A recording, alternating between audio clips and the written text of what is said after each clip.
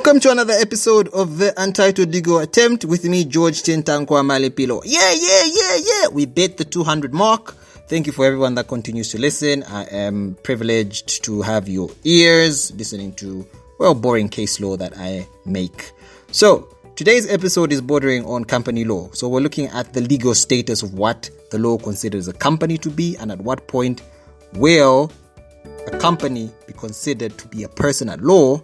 And we're also going to be looking at shareholders who are physical persons at law and to what extent does their liability end in relation to a company. So, today's citation of the case, this is the full citation of the case. It's Associated Chemiclas Limited, Hale and Delamain Zambia Limited, and Ellis and Company as a law firm, 1998 Supreme Court Judgment number 7. And it was presided over, or the judgment was given by my favorite judge, Chief Justice. Let me even repeat this. Chief Justice of the Republic of Zambia, as he was at the time. Of course, you know who he is. CJ Ngulube. Yes, Chief Justice Ngulube, if you should know. Let me emphasize that again. Not Fiamalo Deni if Mulanda Landa. Mamfaga, Mulevenga kuna bene Ngulube guys. Munangufshen soon. Mulanda Fiama British, but Nishkwala Zambian. People that articulated the law to the latter. You're embarrassing us, guys. Lord Denning is British. Move forward now. Anyway, I'm just joking, but I think our judges also deserve some praise. So, before we begin discussing the case, it's important we understand two fundamental terms: a company and shareholders. So, we'll start with the latter. A shareholder is a person who's obviously registered as a shareholder in a particular type of company, holding a particular number of shares in a specific company. A company is an entity that is created by the amalgamation of two or more people, the joining, if I can use that word, the joining of two or more people. Now, the joining of these two or more people is to create a business. Now, on one end, you could say the main aim of creating the business is for a profit margin at the end of the day, one, or creation of the business to advance or undertake goodwill in the community. Non-governmental organizations can be considered to be companies as well. Non-guarantees are charities, because those companies do not intend to make profit. So we've learned those two. Okay?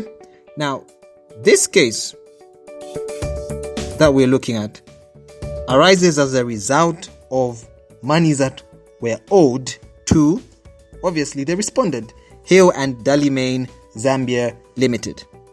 Now, Hale and Delamain Zambia Limited were asked, or between October 1992 and November 1993, they were requested by the respondent to clear and forward the applicant's goods from Dar es Salaam in Tanzania to Ndola.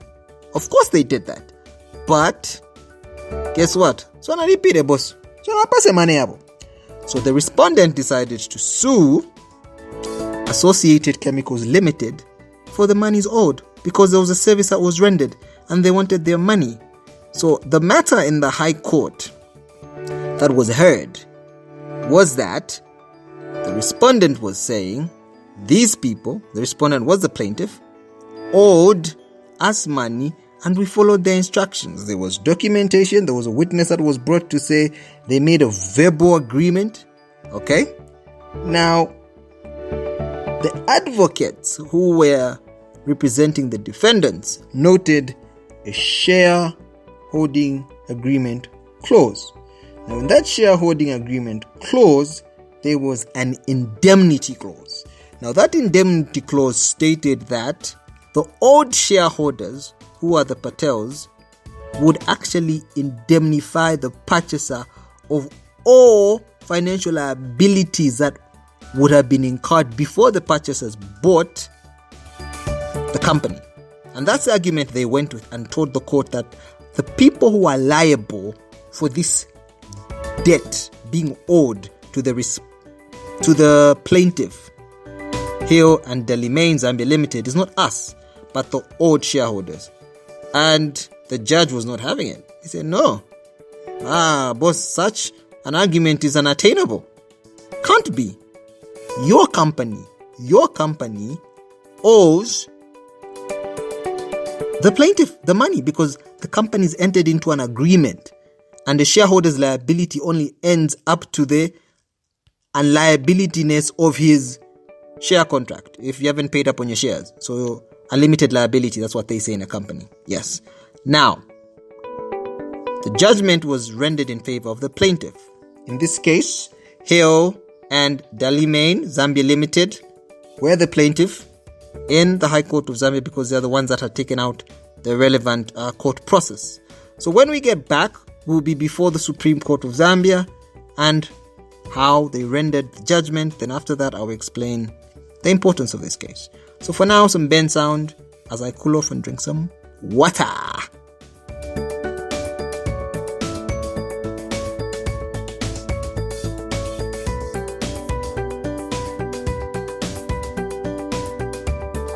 Welcome back to Amamanzi at Testing Amushega. Alright, so when the matter came before the Supreme Court of Zambia, Associated Chemicals Limited were the applicants. Hale and Delamain Zambia Limited were the respondents.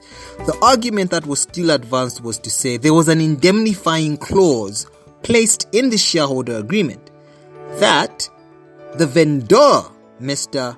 Patel, who had sold his shares, would actually indemnify the applicant and the shareholders that had purchased the shares or financial liabilities that occurred before the purchase of the shares or prior to the sale of the shares. So the argument was the person who was actually supposed to take care of the monies owed was the Patels and not the company and the new shareholders.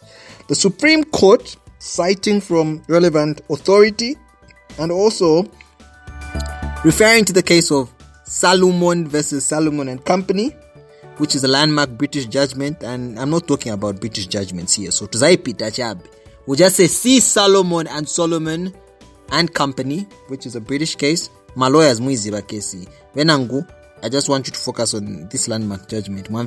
Good. So, the Supreme Court also went on to say, based on what has already been established, a company and its shareholders are two different people, two distinct people.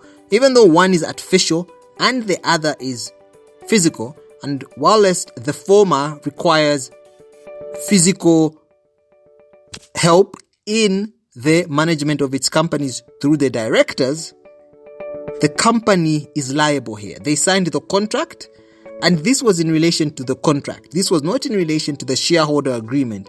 It had nothing to do with the shareholder agreement on this level, no. This was about a service being rendered and requested, and that service was undertaken. And the person that asked for that service was not the shareholder, but the company. And as a result, because it was the company that asked for it, it is the company that therefore is held liable. And the Supreme Court rested and dismissed the case. Obviously, I hope they dismissed it with costs. Yes, I think they dismissed it. I'm not sure it does say that, but yes. Now, when I get back, I will discuss what I understand and why is this a landmark judgment in our country today. So for now, very konche ka Ben sound. Pangona chap, very konche.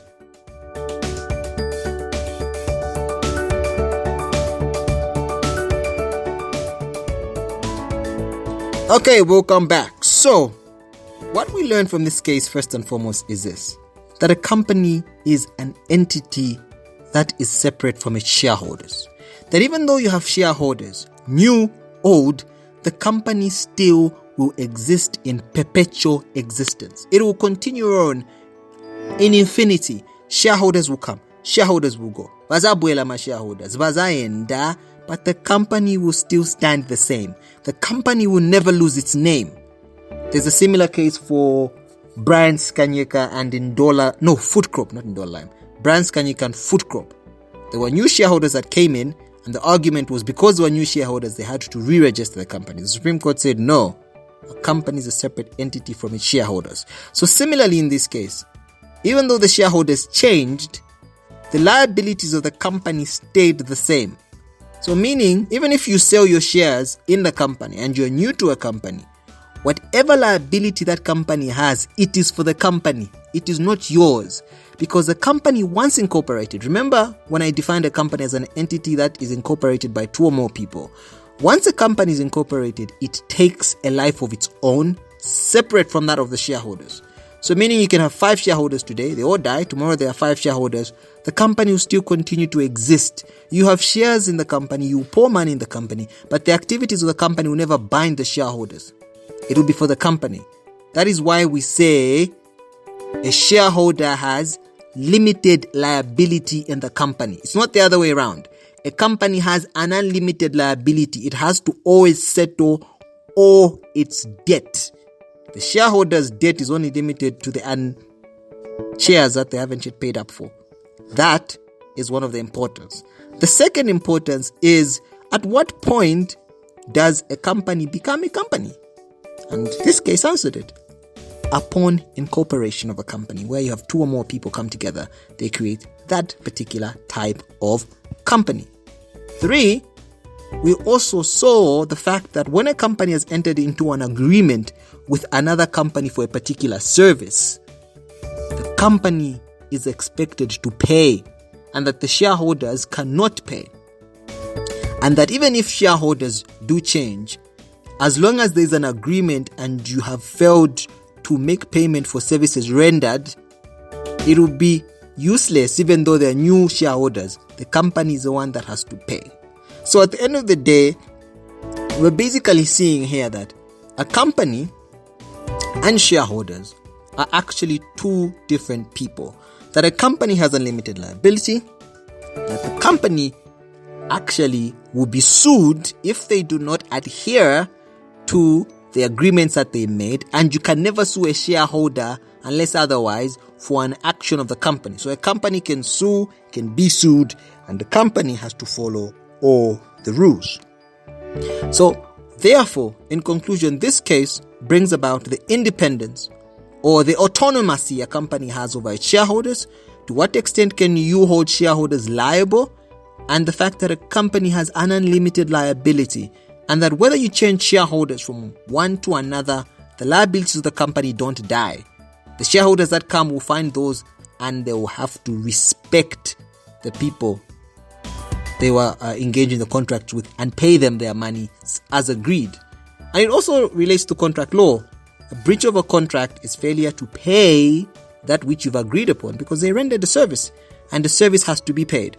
So I've been your host, George Chintankwa Malipilo. Thank you for listening to this episode of the Untitled Legal Attempt, that we're looking at company law and the autonomy between a shareholder and a company, and that a company is a company is an unlimited liability, meaning all its debt has to be paid, and that a shareholder's liability is only limited to the unpaid shares on their shareholder agreement. So I will see you next week when we discuss another landmark judgment. But for now, thank you very much for listening, and have a blessed week. Stay safe. Kuri COVID. Do the regulations as they say, and well, enjoy yourselves. Bye.